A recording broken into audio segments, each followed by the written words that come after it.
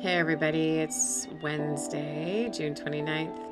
I know the date because I just got done reading my dailies, and I read from three different daily inspirational books.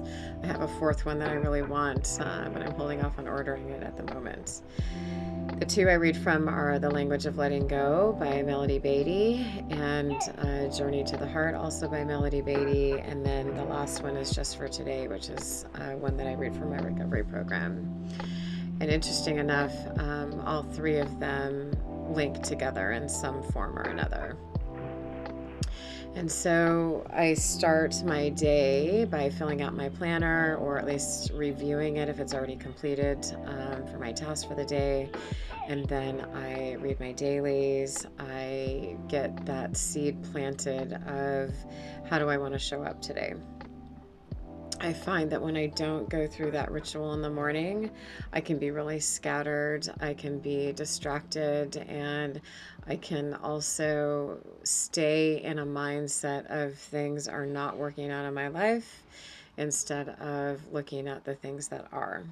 So it's a positive way for me to start my day. The language of letting go today was about God's will, and I'm going to read what stood out for me. It says, we may try to second guess what God has in mind for us, looking, searching, hypervigilant to seek God's will as though it were a buried treasure hidden beyond our reach.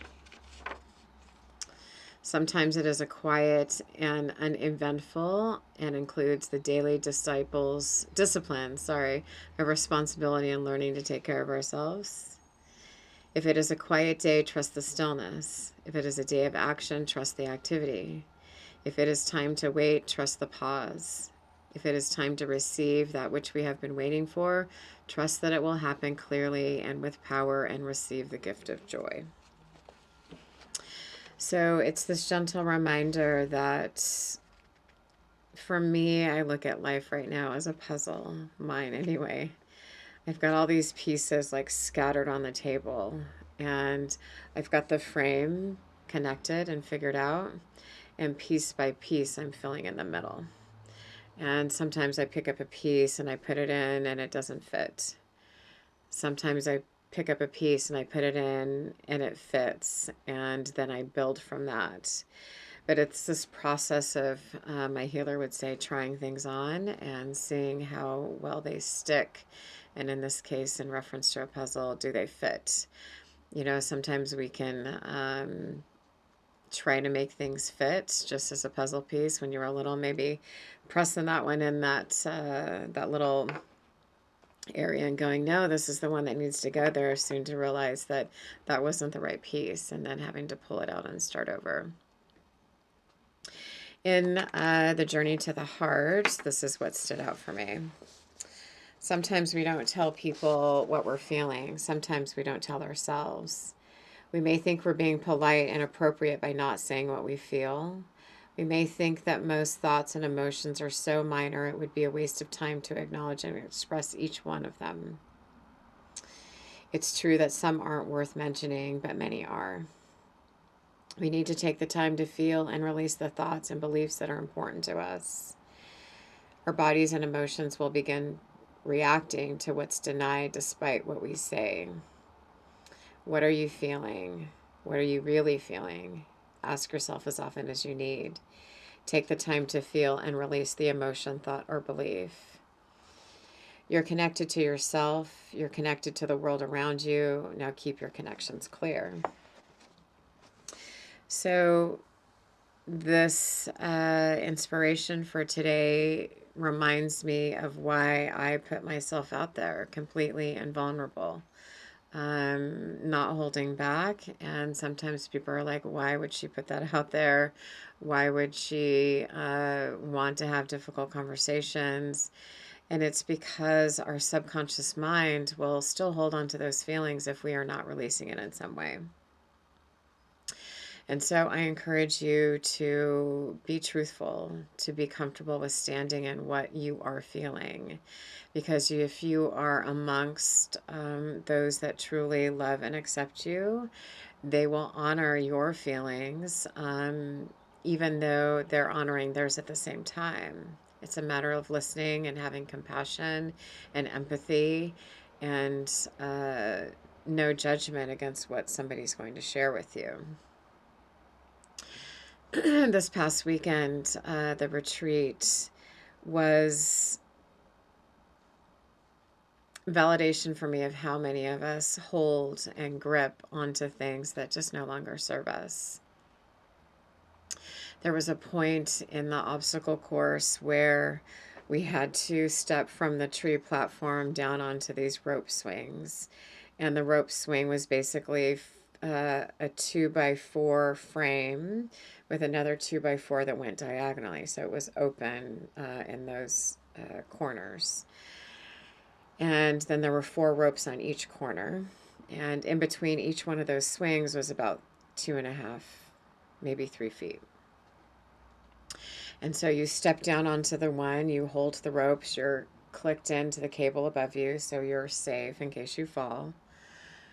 And then you have to make your way to the other side of that frame. Part of that was learning to let go, having the courage to let go of where you stepped down and held onto, and to reach forward for the other edge, because otherwise you're holding on to nothing. You're letting go of the comfort and the safety of those ropes on the edges. So I started to panic. That was the one that I really struggled with emotionally.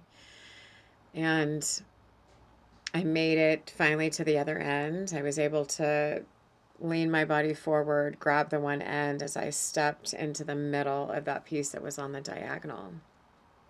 So then I get to the other end and I have 2 hands holding the other end, and I look to the next one and I'm like, I can't, my arm doesn't reach. I can't get it. And I literally am standing on the platform looking at the guide going, I'm stuck. I'm stuck. I can't move forward. I need help. Somebody help me.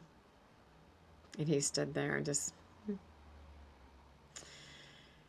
part of doing something like that course is really digging into your fears. And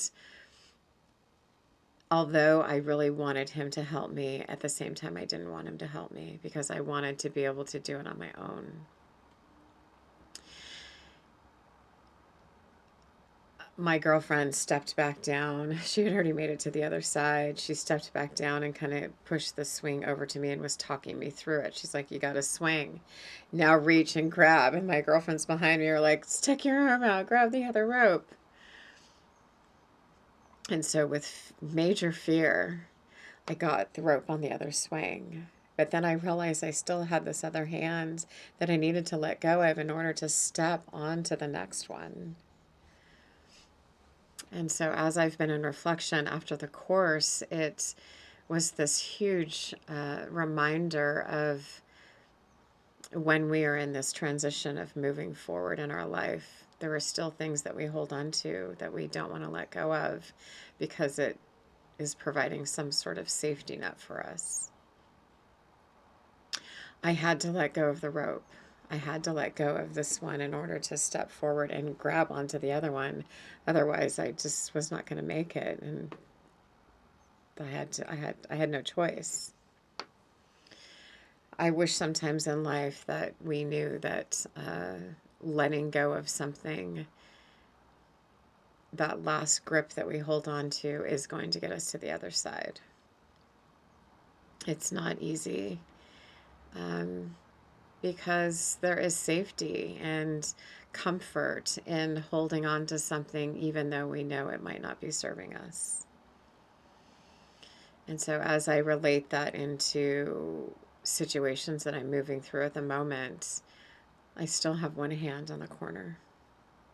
And I'm trying to talk myself into letting go of that grip and fully jumping into something new.